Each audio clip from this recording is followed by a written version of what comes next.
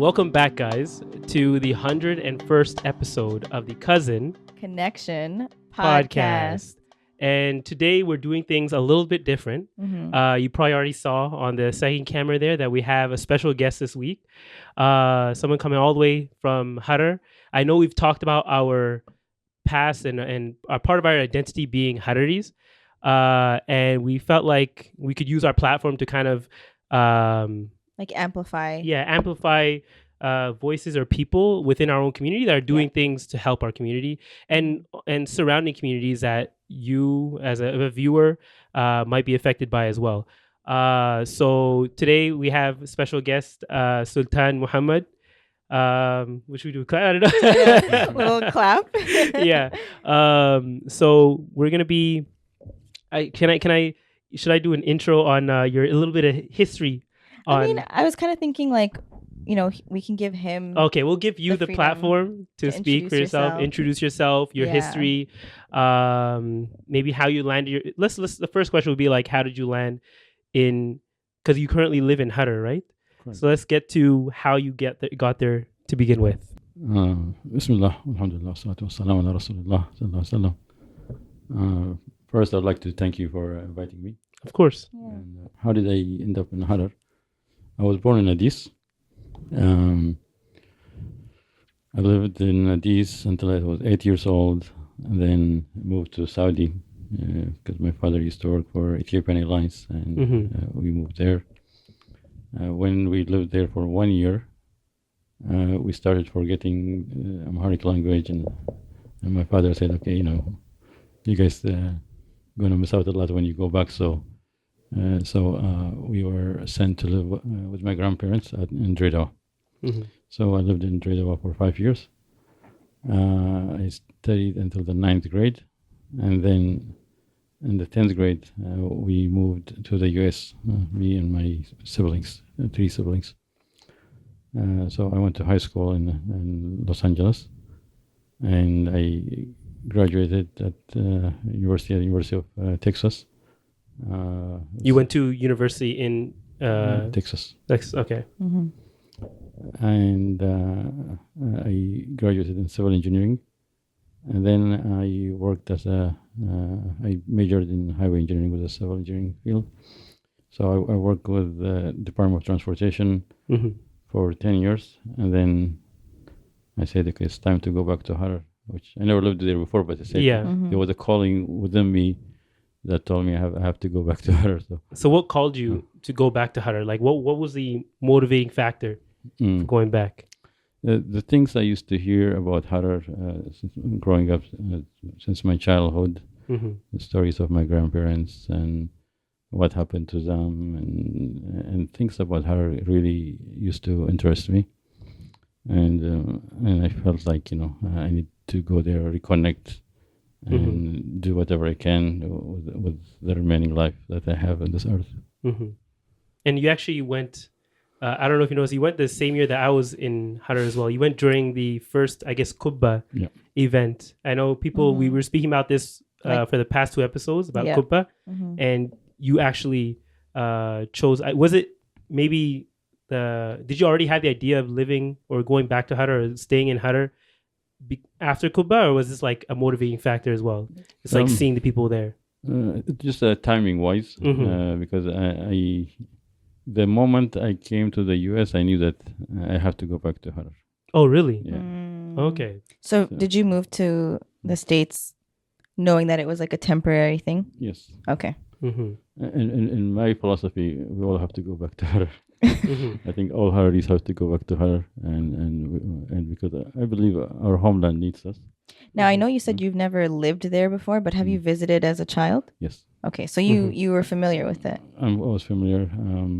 When I was living in Dredwa for the 5 years I mentioned, every weekend I used to go to Harar. Oh, okay. So you had like some kind of connection then. Correct. Okay. It's not like it was zero connection. It wasn't foreign to you when you went there to live there. No. Okay. But of course, it's like visiting on weekends versus living there as an adult is completely two different things. Yeah. When I was there, I was a kid. I go there when my auntie was there. Allah yarhamha. She used to take care of us and everything. Yeah.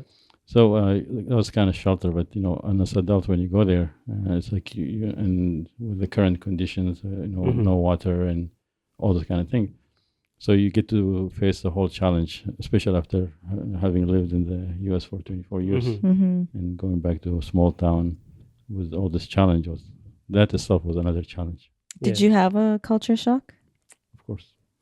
I find that so interesting, especially for people who, like, even for our own parents, every time we visited back home, like for us, I can understand culture shock because we were born and raised here and this is all we knew, right? And so the first time that we went back home, like, you feel that culture shock. Life is different.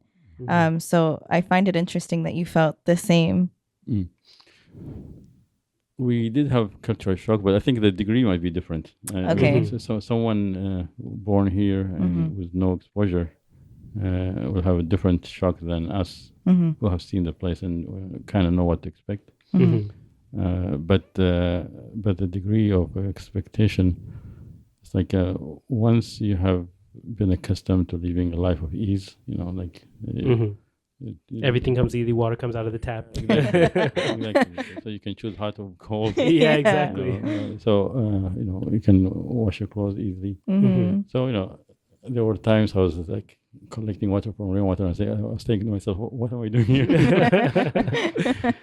So you mentioned that you were motivated to like go back home basically, and help with the current affairs or the current issues going on in Harar. So what were those issues that you saw that you felt like you had to tackle when you got to Harar? Well, different things actually. One was I felt like particularly the youth who were born here, you guys, that they needed to know who they are and their history. And one thing I was trying to do was what you guys are doing now. I got into audiovisual. When I was in Dallas, I was volunteering at the Dallas Community Television, learning cameras, audio, lighting, production. And I was wanting to do documentaries, history documentaries, all this kind of thing. So that was one project I had in mind, and the other was to help in my field as a civil engineer. Because for civil, that's a lot of like structural work, right? You're dealing with like, is it zoning and like? That's part of it, but like I said, my specialty was in highways. Road construction, designing, that kind of thing. So I had these different things, and then also how we can help our community, like in terms of NGO. So I had different things in mind, but the main thing is, it's like I want to do something, no matter what it is. It's like we don't know how many years we have in our life when we are in this planet. So I wanted to do something, or anything. So you didn't know exactly what the issue was when you got there. You just knew that you wanted to help in some way. Correct. Like to give back to the community. With this field, though, like within your field, with NGO, with production, like producing some stuff, so people can say, okay, this is my culture, this is who I am. Gotcha. Okay. So the first documentary I worked on was the Kulub movement. So that happened in the 1940s, where many Hararis got arrested. They got beaten and got jailed for demanding to be free from the yoke of colonization. So both my grandparents were arrested and jailed during that movement. So these are the things I heard growing up, and this is the kind of things that moved me.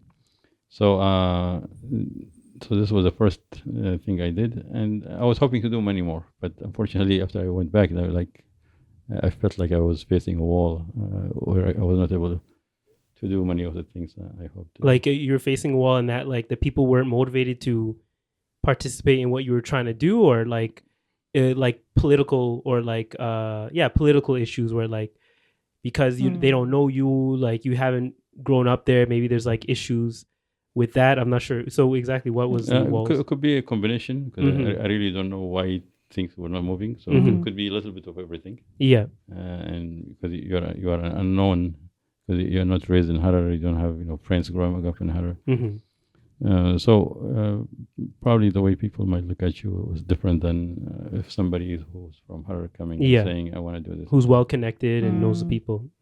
Why do you think you were met with such resistance, even though you are obviously Harari, like you're gay, so you moved back to give back to your people? Why do you think you were met with such resistance? Why do you think in general, like, Harari people are so resistant to change and so resistant to try and protect their people, their land, and I know we're going to get more into that later, but like, why do you think that is? I don't know if I have the answer for that, but that's how things are. Doors don't open easily, but alhamdulillah, we have persisted. I have been there now 16 years, and many doors have opened since then. But still with all this work we have done, there's still resistance, and I hope the remaining doors and hearts will open as well. Inshallah. And welcome our work. And the biggest thing is like, it's not just me, because I represent a member of the diaspora who came and who's trying to do something. So when people see that after all these years, the door has not been opened, some people will say, okay, do I really want to get into this? We'll take this opportunity to tell our brothers and sisters in Harar to open their heart to the diaspora, to different experiences, and to accept change. And so this is your initial, I guess, time in Harar where you were working on making documentaries. You mentioned the Kulub documentary. There was a second documentary made as well, right? Yeah, Imam Ahmed's documentary. And that's on Imam Ahmed was basically like the not the originator of Harar, but like when Harar was first becoming a stronghold, fathers? He was one of the big reasons for that. Yeah, he was basically in East Africa. There was no one who was as famous as him. Yeah. He was a great leader. He was a great warrior, and he was the first leader who managed to unify Ethiopia as we know it, and including Somalia, Djibouti, Eritrea as one country. He was a great warrior, and that made him famous, well known. Yeah. So his history is very motivational to any East African because of number one, he brought the people together. He brought this 4 or 5 countries together as one. So I try to interview historians like Professor Lapiso, he's a famous Ethiopian historian, and probably the first one to bring Imam Ahmad in a positive light, because before he was seen as an invader, as a killer, destroyer of the church. And of course, in wars people die. But he was not the one who initiated wars. There were wars. There were masjids that were destroyed. There were Muslims that were being killed. So to have justice in East Africa, we have to look at the whole thing in a positive light and with balance. That's the only time we will have peaceful coexistence among the people. Yeah. And I was actually going to say, like, to jump off of that, like, if we're talking about bringing people together, like, that's similar from what I heard yesterday, because we actually had a meeting yesterday. That sounds like similar to what you guys are trying to do now by unifying the people again in this East African region, in the Horn Africa, so that we can coexist a lot more peacefully, essentially. And I think in that kind of, we'll get into the Sultan title as well, but like, can you talk about that as well? And like how, when that initiative started and like the motivation for it and how it's going now? During the recent change 5 years ago, there was a lot of challenges. But what was the change? Oh, the government change. Oh, yes, when Abiy took office. The Prime Minister Abiy took over. There was a lot of challenges in the whole of East Africa, Eastern Ethiopia, particularly among our brotherly people of the Oromos and Somalis. There was a lot of conflict. There was a lot of bloodshed. There were a lot of people who had been displaced. So, and these areas were very close to Harar. And personally, we experienced like hatred, like real hatred among the Harari people. The people. No, I'm talking about the Oromos and Somalis. Oh, Oromos and Somalis. Okay. So I met someone who told me, in this life, I just want to kill one of this type of people. Really? Yes. It was. That's how bad it was. It's like the hatred was on the air. Yeah. And to add to this, there was also pressure on the Harari people in Harar, like saying, okay, you guys, they are literally knocking at the doors in the evenings and saying, you guys are from Turkey, gather your things and go. Oh, they're saying like your ethnicity is invalid here, or like your claim to the land is invalid? They're saying you guys are not even Ethiopian. So you're from Turkey, so you need to go. While the Harari people are the indigenous people of the land. So of course we have to ask, where is this thing coming from? Because the people in that area, the Hararis, Somalis, Oromos, they have coexisted in peace for a very long time, and they have fought against common enemies. They have died together. So where was this hatred coming from? So that is something that really troubled us. And what we started doing was we started having meetings where we're invited Oromos, Somalis, Argobas, Hararis, and start discussing what the issues were. Was it just like community leaders, or like who exactly was having these meetings to discuss the issues? In the beginning, it was activists in different parts, like people who were concerned, showed concern to bring peace. And then ultimately, we invited the community leaders, like the Sultans, Ugaz, Garad, Damina, Abagada. We started inviting them. And these are like, I guess you could say like clan leaders, or like, clan leaders essentially. Clan, tribal leaders. Tribal leaders, that's the other word, yeah. So we started inviting them, and we had discussion. Why is this happening?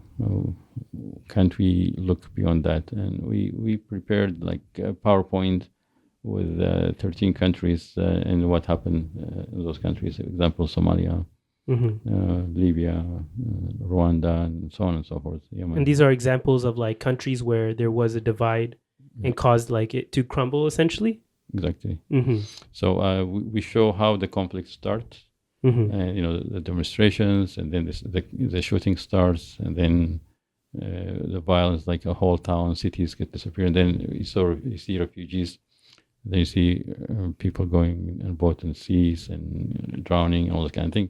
So we collected pictures from different countries and organized them this way. And most of these countries have some kind of natural resources, like sometimes a natural resource could be a curse, where become a cause for a lot of conflict. Yeah. Right. So we were showing this thing to them and saying, if we continue along this path, we are all going to become like this. Particularly our country, Ethiopia, is very poor, and when you have conflicts, there's no work, there's no, people cannot make their living even without a war. People are having a very hard time. Exactly. So in Amharic, they have a saying, like, let alone before it rain on you, you are weak even before that. Wait, I didn't hear that. He's saying like before it even rains on you, like you're already weak. Oh, okay. Yeah.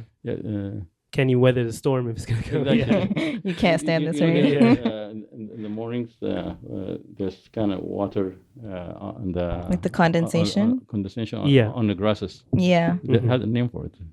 In English? English, yeah. Is it like dew or something? Yeah, morning dew. Exactly. Morning dew. Let alone rain on you already have it. Oh, I get it now. Okay, So, I get it. So we already have the water on us.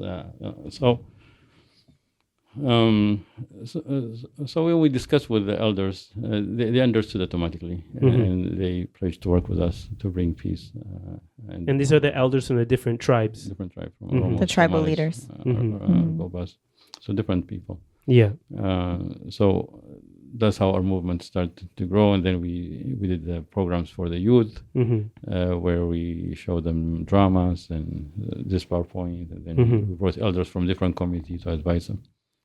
So alhamdulillah, we had very, very good results. I mean, much more than what we expect. And that's how our activity grew. And then we eventually established a local NGO. We called it People to People Peace and Development Association. P2P. P2P. Yeah.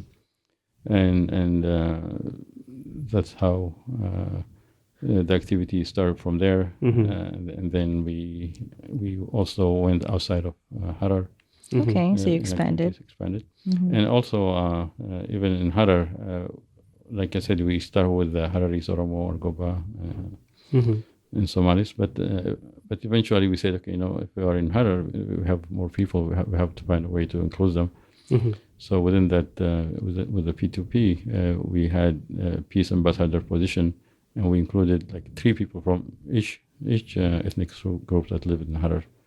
So we added Gurages, Amharas, Tigres, Afar, Walenis. Was there? We didn't have Afars in the Harar area. Oh, okay. So, but when our activities expanded, so we started doing different activities based on different challenges. Like, for example, when the COVID thing came, we established this organization called HITAF, which is Horn Emergency Task Force, which included Afar, Somali, Dredawa, Harar, and Oromia. So early, like at this point, the main objective was to unify the different ethnic groups within Harar to then come to your greater, like to accomplish the greater goal, like the bigger picture, right? Exactly. We wanted people to see the bigger picture. Gotcha. It's like, let's not, squabble over little things. Right. And there will not be any winners. Like we'll all lose, It's like one Oromo person that got killed is like our child, as much as he is a child of somebody else. Right. So people who make the decision for this conflict,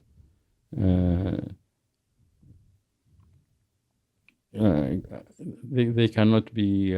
They might not see the problems that all the way to the bottom, because the people in reality are interconnected. Like, for example, if you take a Harari person, that Harari person might have an Oromo background or Somali background, and same thing with the Oromos. Right. Because there's no one just say, I just going to marry Oromo, just keep them that way.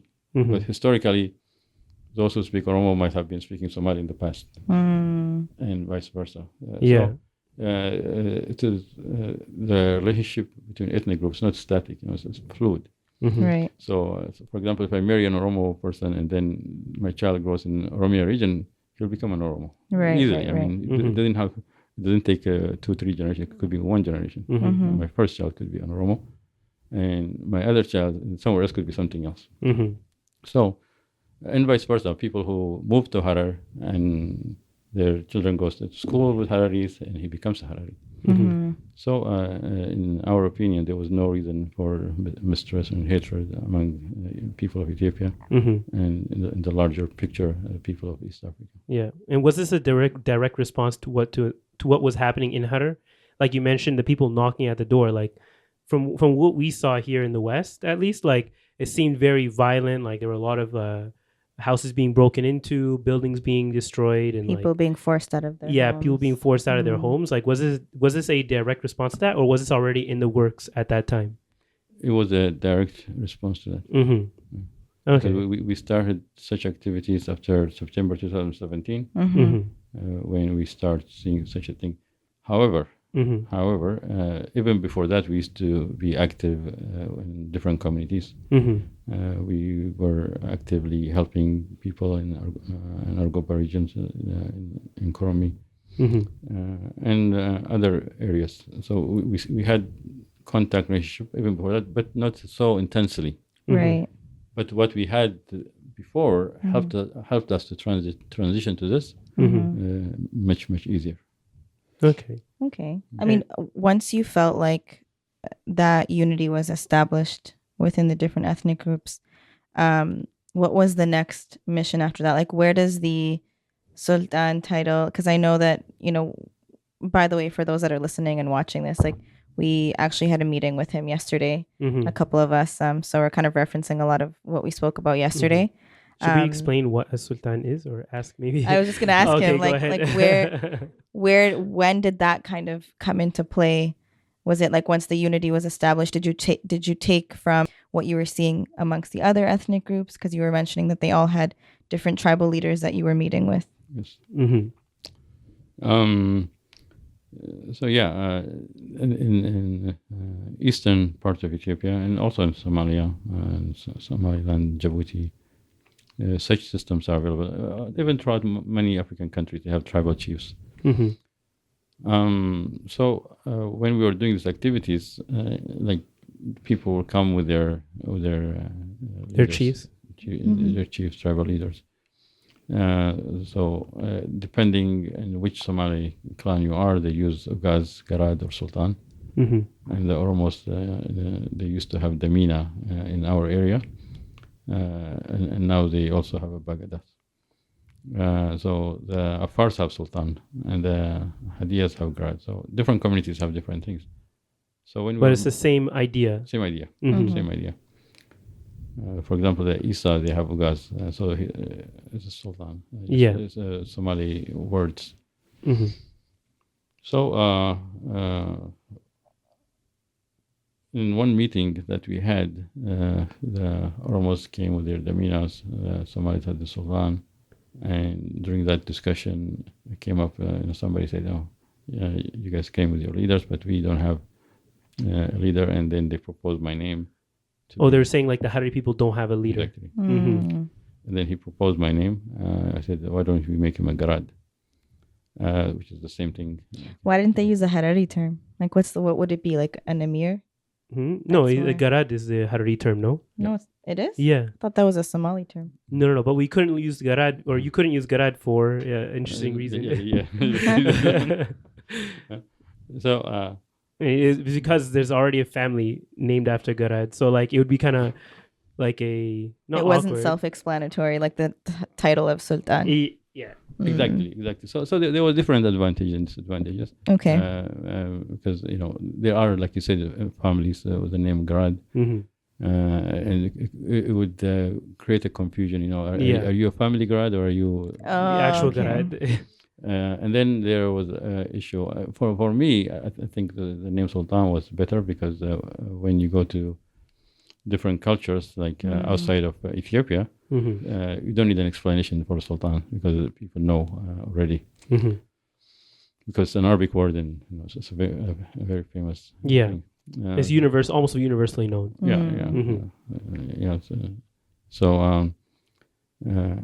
So that's how the term Garad came about first, and then eventually it changed to Sultan.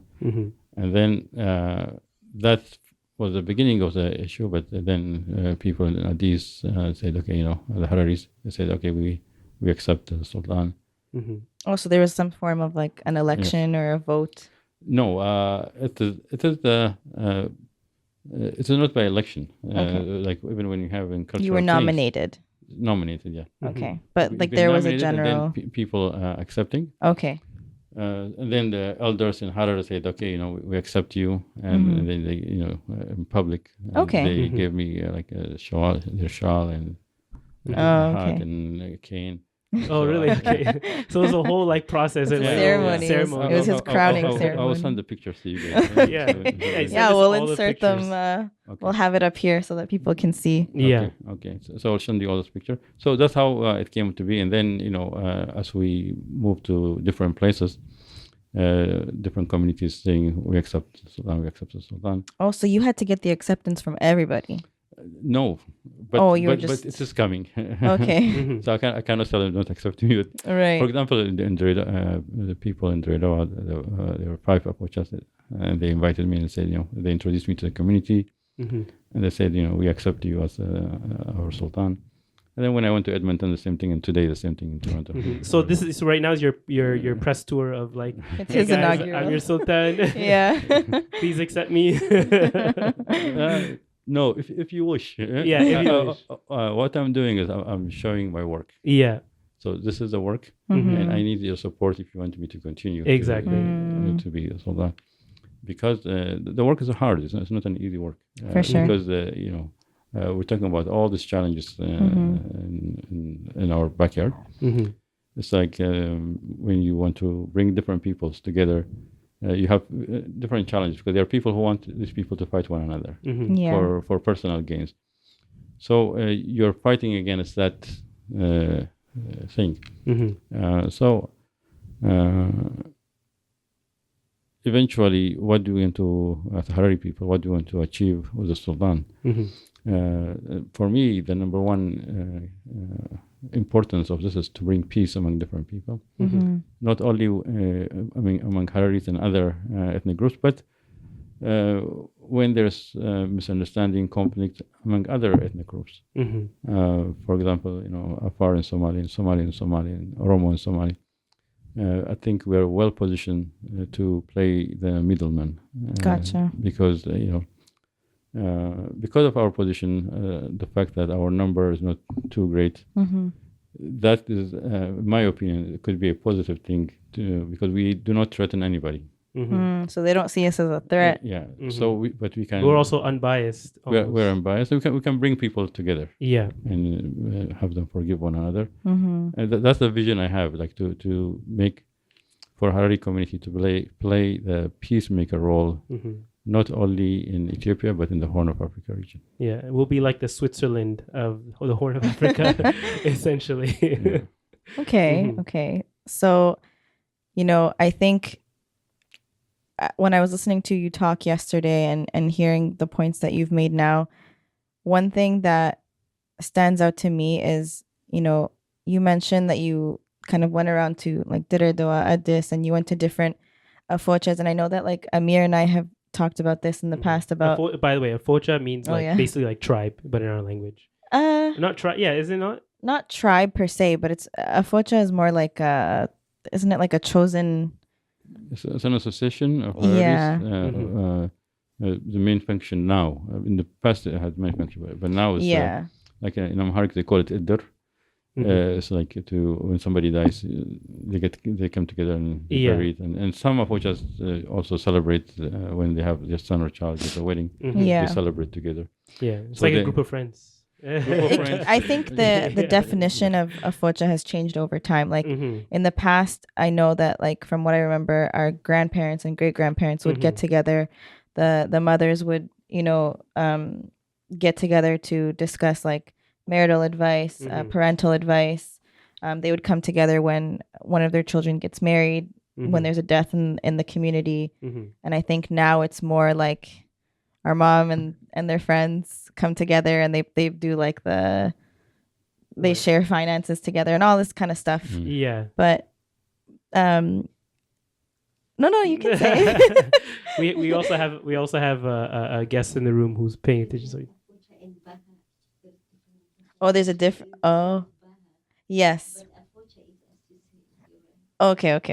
You can explain what she just said. So the money part is actually called Baha, where they they contribute monthly, and then each month a different person gets the lump sum amount.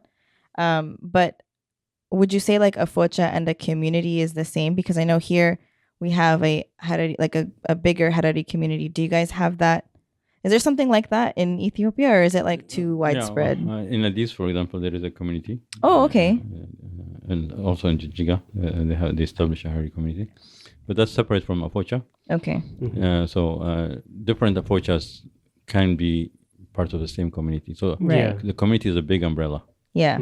And then within that community, there's different Afochas, Yeah. with people that you get along with. For sure, yeah. Based on neighborhood or family or friends, that kind of thing. Yeah, yeah. So you get to choose which Afocha you want to be, but there's only one community.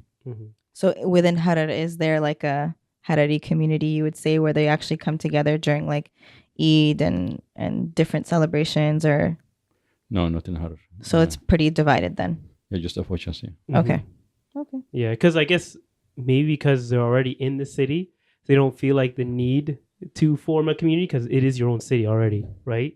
I mean, I guess, but, if we're going to go back to the issues that, we discussed yesterday, such as, our at-risk population, the dying culture, as our grandparents are passing away, as our parents are passing away, so is the knowledge and history that they have within them. And, we've talked about that before amongst ourselves. Like, I feel like, for us being born and raised in Canada, like, we only know as much as we care to know. You know what I mean? Like, if our parents have that interest, we can ask them and get that information from them, or kind of search online, but there isn't even too much information there. So I'm just wondering, like, why isn't there that type of community in Harar? Like, do you feel like there's just no need for it? I agree with you. There definitely is a need, and I think it's something that the people in Harari need to work on.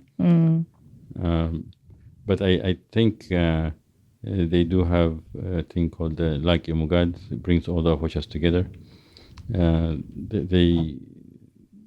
That might fill that thing, but the issue with Afochas mainly is focused on burying someone died. Oh, that's it? The main issue. The main goal, I guess, too. To look beyond that, I agree with you. We do need a community who can look at the bigger picture, right? And resolve whenever there are issues. Yeah, because that might actually be maybe a solution to where people are talking about how the Harari population, the actual Harari people in Harar, is diminishing over time. So having a community center where they can meet each other and there can be more connections there might be a solution to that. Or that community might be a solution to that. Because the whole point of a community is to bring people together, right? And I think that's why it was established here, and why we're able to connect with our people. Otherwise, if there was no community aside from your immediate family, I don't think any of us in Toronto would even be connected the way that we are now. You know? It would be like in Harar. It's a lot of Afochas. Exactly, just divided. Yeah. Agreed. There you go. See, now we're all teaching something here. But can we actually talk about the dying population of Hararis? Because I think yesterday was the first time that it really, like, it actually hit me, and I was like, wow, you know what? Like, it's very possible that in the next generation, we could be the last generation that speaks Gesinan. Yeah, if we don't make conscious and concrete decisions, that might be what's going to happen.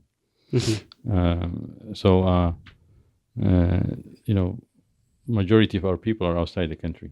Yeah. And every day people are still coming out. When we look at the demography, or how the first generation, second generation is faring, we see problems. We speak less Harari words, and I'm glad you guys understand and communicate in Harari. For the most, I'm 80% there. He's I'm still 80% learning. There. Okay. So it's better than nothing. Yeah, exactly. 80 is a lot. Yeah, and hopefully you can work on learning few words. Oh no, yeah, definitely. Every time we're together, I'm trying, or at least now I am. He understands like pretty much completely. Yeah, I understand it completely, except for like the very detailed words, like the classic words. But if we're normal, like they call it market language, I can get through that pretty easily. Great. But there are people who don't speak any, or they can barely hear the Harari language. So when we look at percentage-wise, it could be many. So the other big concern is, how can people who speak, let's say, 50% Harari, what can they pass to their children? Mm-hmm. So if they pass, let's say, 50% of what they know, Mm-hmm. so, it's reducing every time. Yeah. But there's also a chance that, that person might not be able to pass. So, anything. yeah. Mm-hmm. Because, there's going to be intermarriages, which we cannot stop, it is nature, part of living here. Yeah. You can find a good person, a Muslim person from another community, alhamdulillah. Yeah. However, you're going to lose your language. I mean, if the effort is there, I think you can still make even an inter-ethnic or interracial. I agree with you 100%. But what we are talking about is if the person already doesn't have then the probability is going to reduce. But if the person is fluent, and I have seen families where the mother speaks to the child only in her language and the father in her language, and children are capable of learning like 3 languages, 2-3 languages at the same time.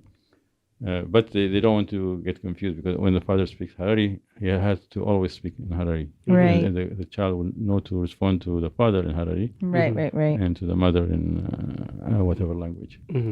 So we have to be conscious about it. We have to be conscious, and if we are not conscious, we can lose a heritage that our grandparents struggled for so hard.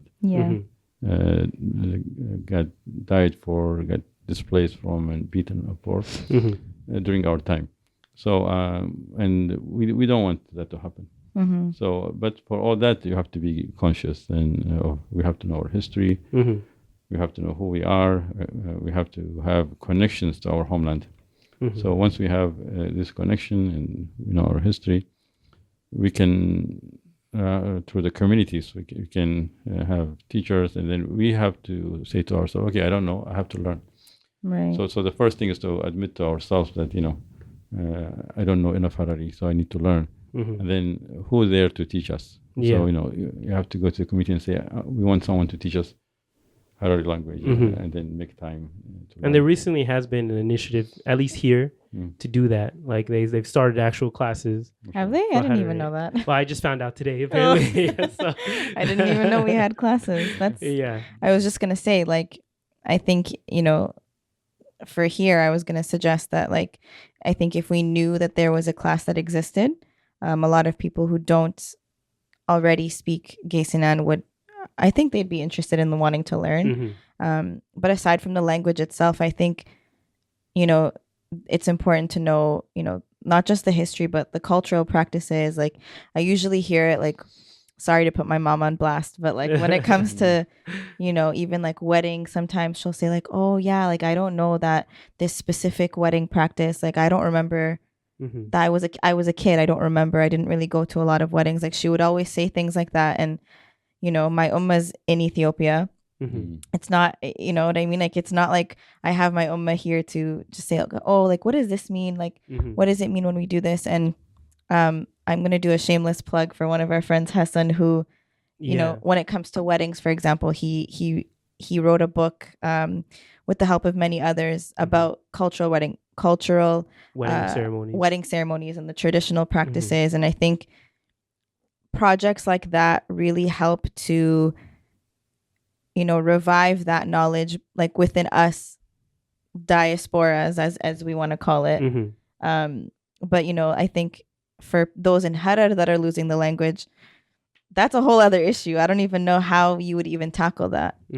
Like when you're within your NGO, like what were some of the, and I don't know if you guys were able to brainstorm or come up with any answers, but like what were some of the, like how were you planning to tackle that issue of like this dying culture that we have?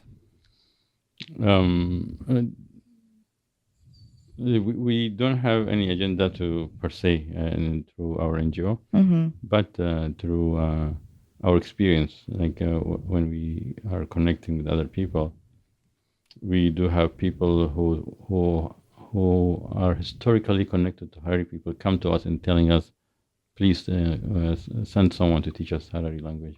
Okay, so they've requested it then. There are requests in different communities, correct? So if Harari people are united and strong, we can revive our language. But every work needs unity and purpose. So I foresee if we work hard, like we were discussing yesterday, we can have many people coming to Harari and saying, who are willing to learn about Harari culture, about making baskets, about the language, and so many things. Because it's it's more than just the culture, right? Like, it's more than just the language. It's also like the cultural practices, like you mentioned, making the baskets. We call them moats. Well, there's different, I guess, names for the different types that we make. But like that practice of like the basket weaving is something that's being lost. Like, I don't think our new generation, even in Harar, knows how to do that, or maybe very few people. Alhamdulillah, now there is a school in Abida. Okay. People are actually going and learning to weave baskets and make the traditional clothing.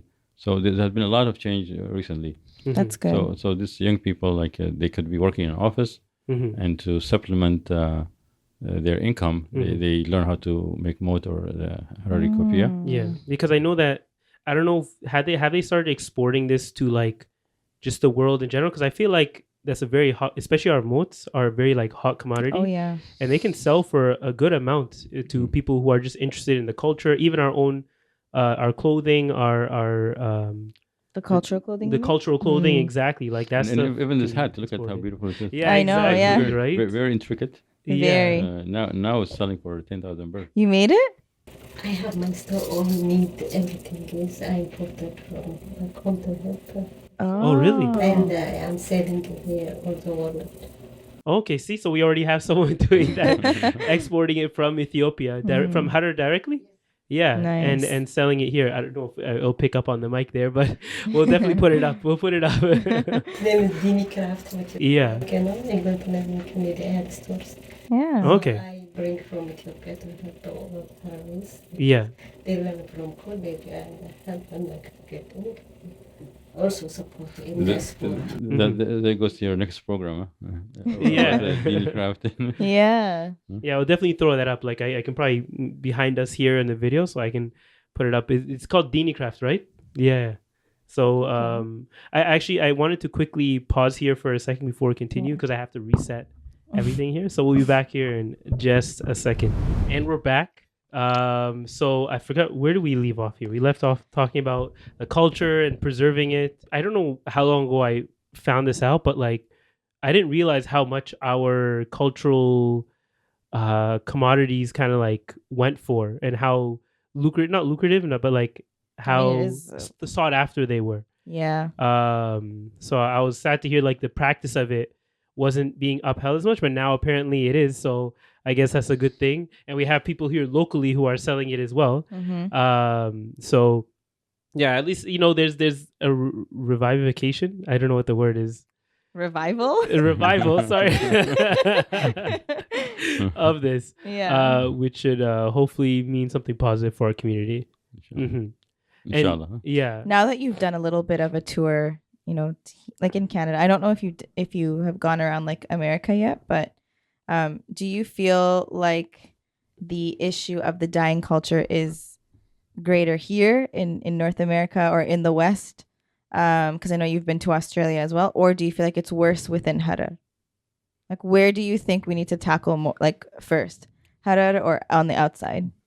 I believe in this simultaneous question. So it's bad both places. Okay. I mean, the nature of the problem is different. Yeah. In Harar, these schools and the people who speak it widely, and you can get a degree in Harari language. Really? Yeah. Oh. At the TTI, Teachers Training Institute. So they start offering a degree program for Harari language. So there are a lot of Harari books. You should do that. Yeah. There are books that are written, even though it is in Giz or Sabian. So maybe there has to be simultaneous translation in Latin for people in the West, so you can follow on the book. And because they teach Harari language and from first grade and on. So for in the schools, you mean? In the schools, yeah. Okay. So if such books were shared here, but they need to be translated into Latin alphabet. Right. So this is the benefit of the communities working together. So we don't have to recreate the wheel. If there are books that are teaching Harari in Ethiopia or in Harar in particular, how can we use those books to teach kids here? So if the issue is just changing the letters from Ge'ez to Latin, that's how to be.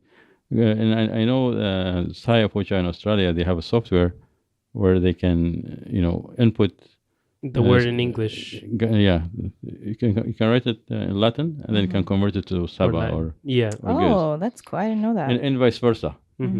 So if there's a cooperation between the Harari institution, Harari governments, and the Afochas in Australia, and then the communities in the West, such books could come forth. So when we have a dying language like ours, or if we don't want to use dying, it's under you can use dying. I feel like dying stresses the importance that we need to get our act together. Exactly, or under immense pressure.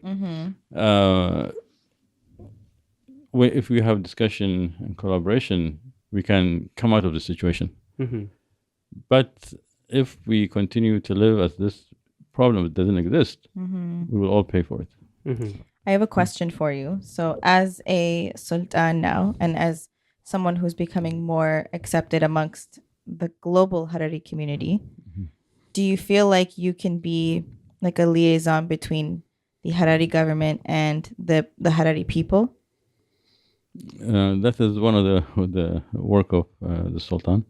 So I hope to bring people together, Harari officials, government officials, Harari people, and also other people in different communities by discussing with other elders to work toward peace and acceptance of and preservance of the Harari culture and tradition, language. But as a liaison, do you think that you can bring the issues that we're currently facing firsthand to the Harari government and make them aware and let them know, if we don't act now, we're gonna our future generation, they're not gonna really even associate with us. They'll just kind of read about who are Harari people in a textbook, maybe. Such message has to be passed along, and there has to be a dialogue between the government and our office as a Sultan. Okay, so it's not happening yet. It's not happening yet. But I guess the one thing to keep in mind is that because it's the Harari government, it doesn't mean it's comprised of only Hararis. I believe you mentioned I think there's maybe only 3. How many Hararis are in the actual Harari government? It's not many. Actually, within the parliament, Harari parliament is 50-50. Oh, it is? Oh. Okay. 50%. So there's 14 seats called Harari Gubai or Harari Majlis. Okay. And then there's 4 that by election. So altogether there are 18 Hararis and 18 of other ethnicities and stuff. Okay. Mainly Oromos. Gotcha. Okay. And actually, one thing, just something I thought was interesting about the role of a sultan, and I never knew about this whole. I knew about tribes and clans and all that, but I didn't realize how it exactly works. I think an example you gave the other day was let's say someone kills another person from another tribe. They wouldn't go directly to that person or their family. They would go to the sultan that represents them, and then the sultan will kind of, or the tribal leader would kind of figure out what the compensation would be from there. Yeah.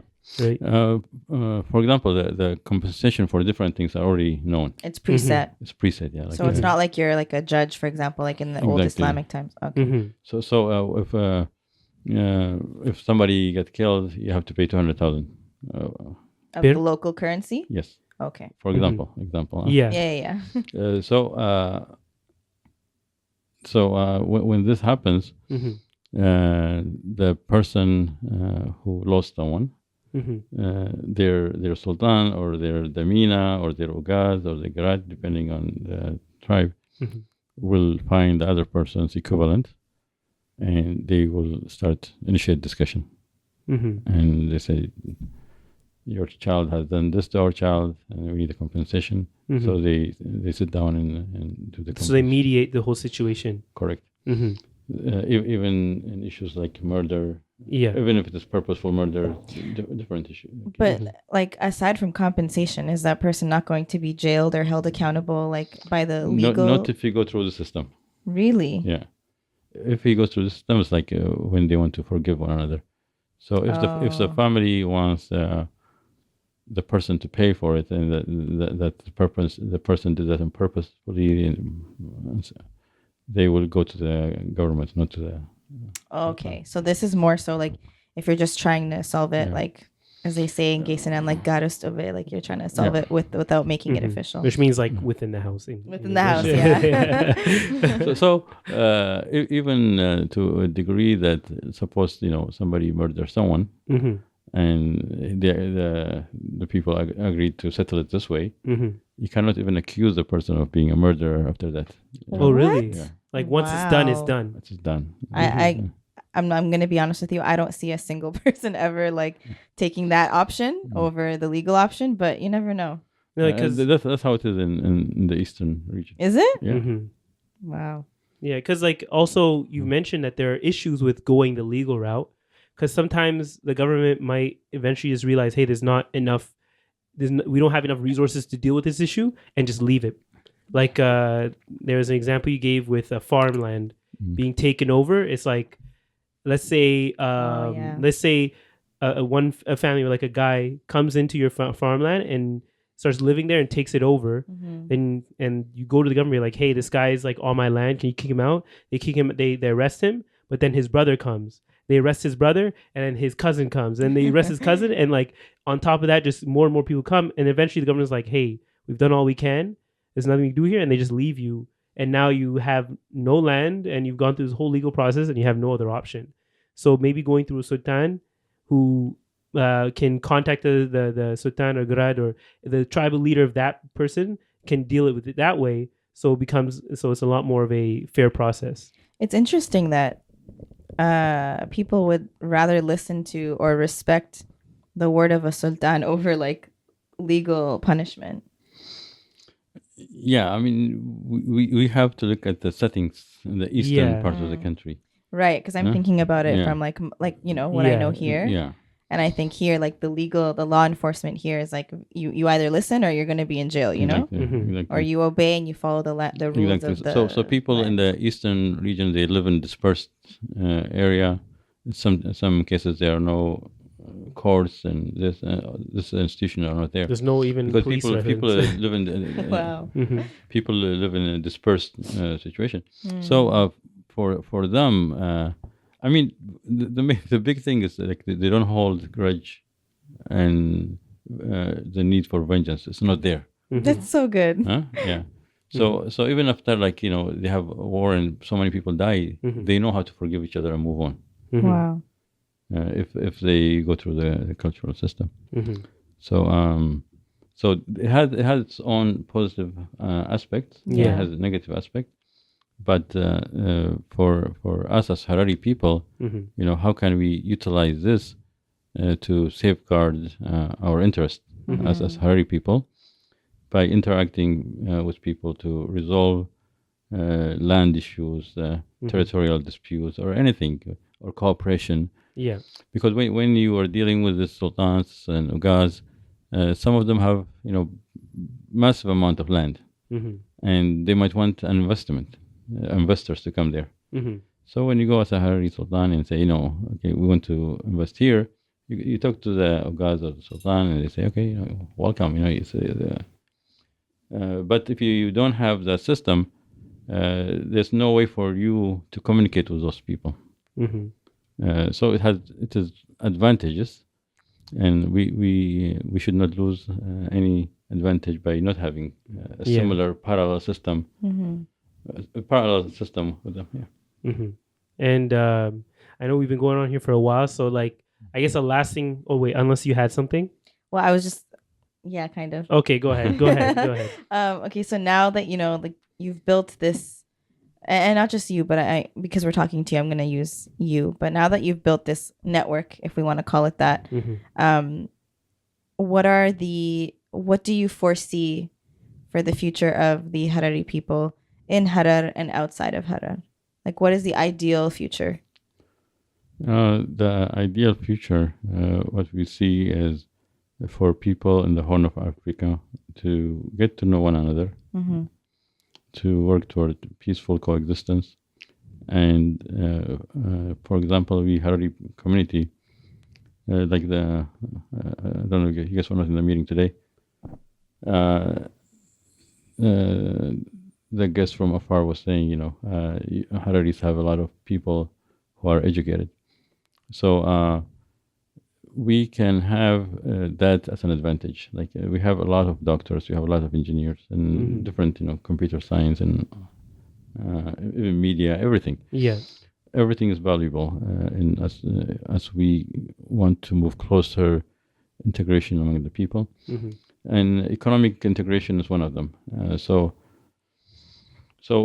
we can fill the gaps that they have, and they can fill the gaps that we have.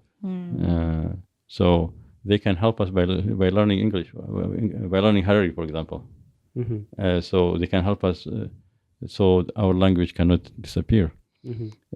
So when we teach Harari and as we redefine what Harari means, we can make our community much, much bigger, much larger in a very short time.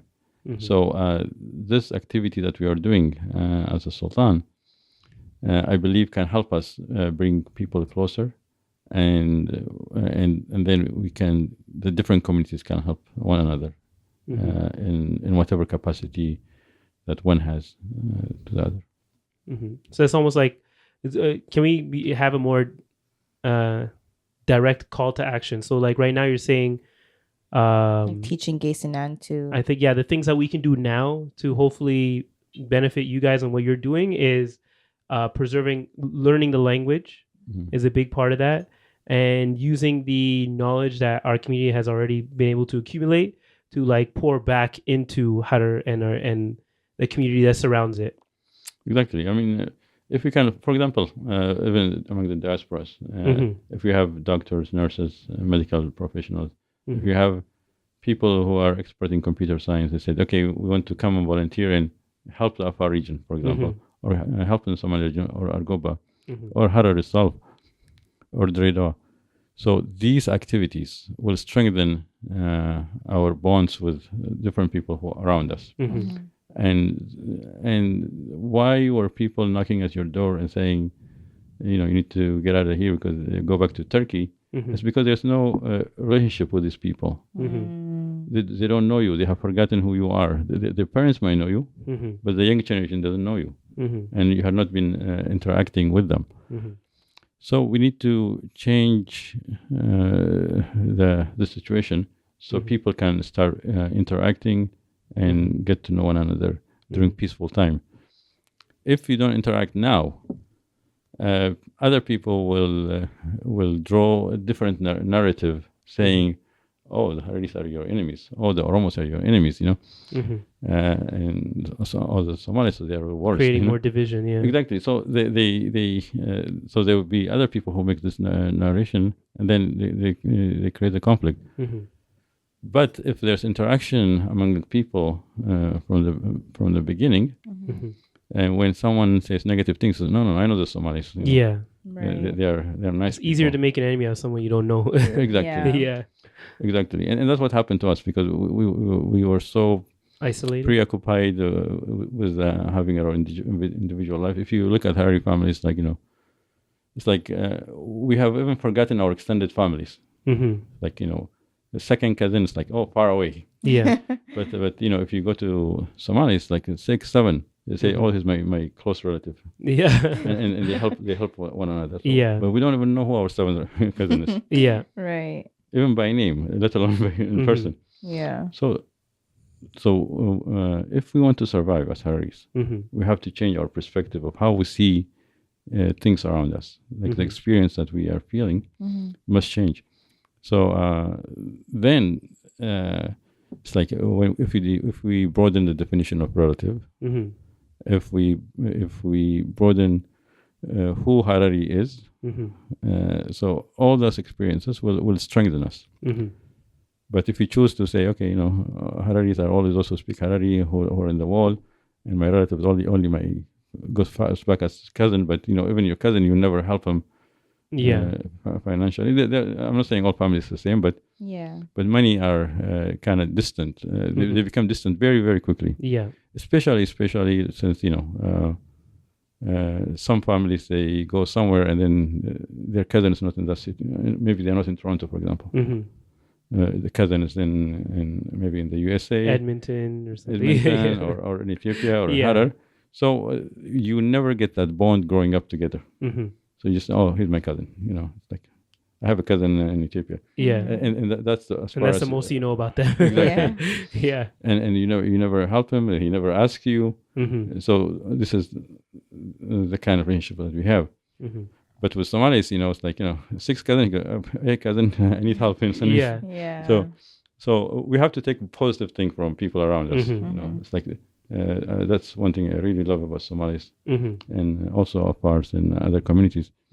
They have this bond thing, and we need to strengthen our bond. And then there are people who identify themselves as Hararis among different people in the eastern part of Ethiopia.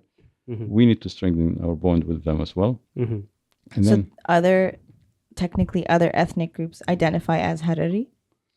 Yeah, within Somalis, within Oromos, within Afars.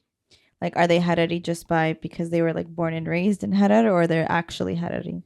They're actual Hararis who are born in other places who don't speak Harari. Okay. And so is that what you meant by broadening? Yes.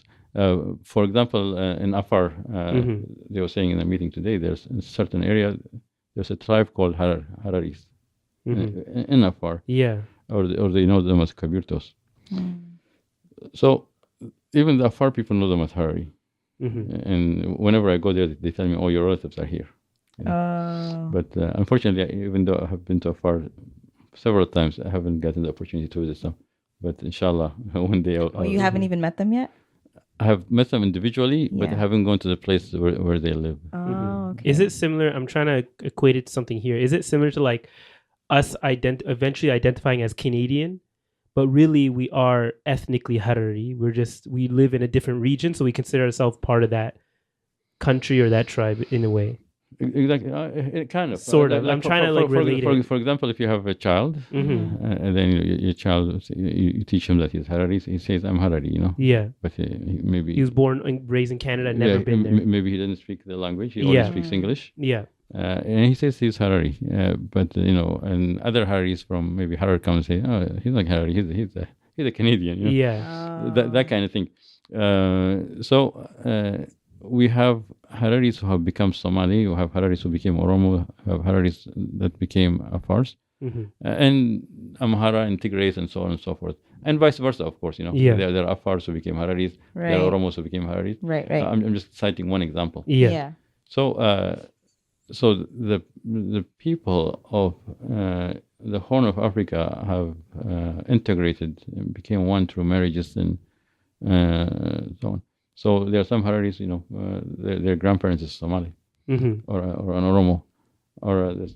So we have to celebrate our differences in our unity and bring peace to the Horn of Africa region, so our children can have a peaceful life. Yeah. So if this generation cannot deliver peace, what makes us sure that our children can live in peace? Because we are giving them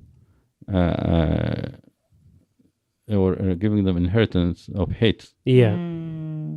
So they carry this hate and they pass it to their children. So we have to say, teach them to forgive and to love and to live in peaceful coexistence. And then we can have peace in the Horn of Africa region. Inshallah. And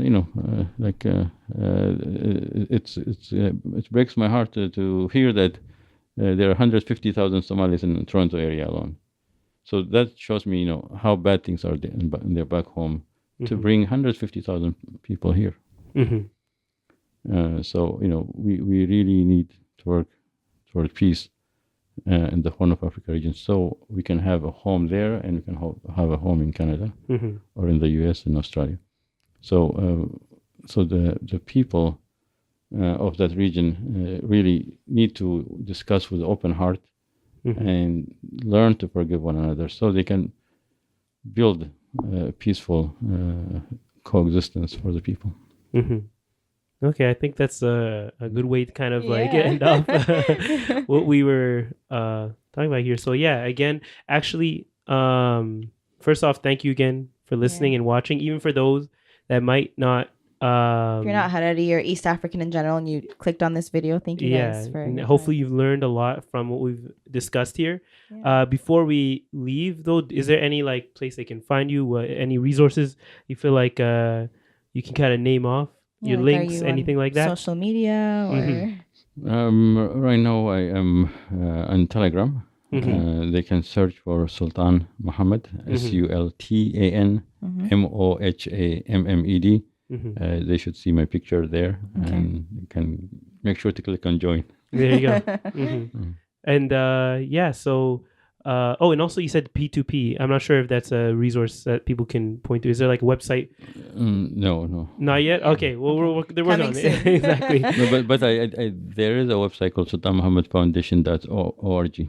Oh, okay. See, there you go. So I'll throw out that link behind us as well. Yeah, we'll have it in the description box below too. Yeah. So again, thank you again for listening. And thank you for Sultan Mohammed joining us. Exactly, for thank joining us. Thank you for inviting me. I really enjoyed the discussion with you guys. I feel like this is a very good thing to spread to our community and other communities that might be interested. Thank you again for watching. Don't forget to give this video a thumbs up. Oh yes, don't forget thumbs up, subscribe, all those things. Follow us on socials. Yeah. And we'll see y'all next week. Bye.